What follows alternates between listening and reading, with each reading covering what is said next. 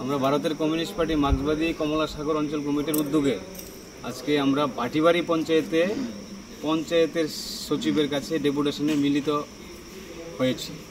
প্রথমত ডেপুটেশন দেওয়ার আগেই দেখি পঞ্চায়েত বন্ধ। প্রায় 11:30টার সময় পঞ্চায়েতের দরজা খোলা হয়। আমরা এখানে এসে যখন যোগাযোগ করি তখন বলা হয় একজন জিআরএস এবং একজন ইনচার্জ আছে।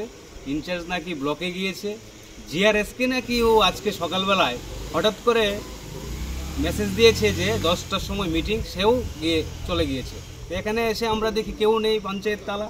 তারপর এই খবর পেয়ে আমরা দেখলাম এখন জিআরএস এসেছে। পঞ্চায়েত ইনচার্জের সাথেও কথা বলেছি, উনি একটি বিশেষ কাজে ব্লকের মধ্যে আছেন। তাহলে পরিস্থিতিটা বুঝতে পারছেন, 2 জন কর্মচারী ভাটিবাড়ি পঞ্চায়েতে, এর বাইরে নেই। তারা কোনো নোটিশ ছাড়া অগ্রিম না জানিয়ে অফিসটা বন্ধ এতক্ষণ সময় দাঁড়িয়ে। জনগণের দ্বারা নির্বাচিত না হলে যে অবস্থাটা হয়, এই আমাদের রাজ্যে পঞ্চায়েতগুলোর মধ্যে এই অবস্থা হচ্ছে। আমরা অনেকগুলো দাবি নিয়ে এখানে এসেছি। বিশেষ করে এটা প্রায় 85% উপজাতি অধ্যুষিত এলাকা।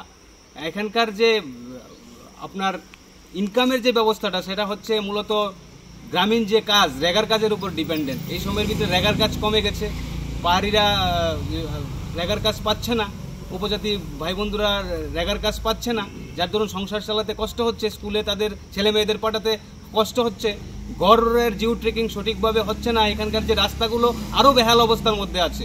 এই সবগুলো মিলিয়ে আমরা এই ডেপুটেশনে আমরা প্রাথমিকভাবে আমরা জিআরএসের কাছে দিয়ে গেলাম।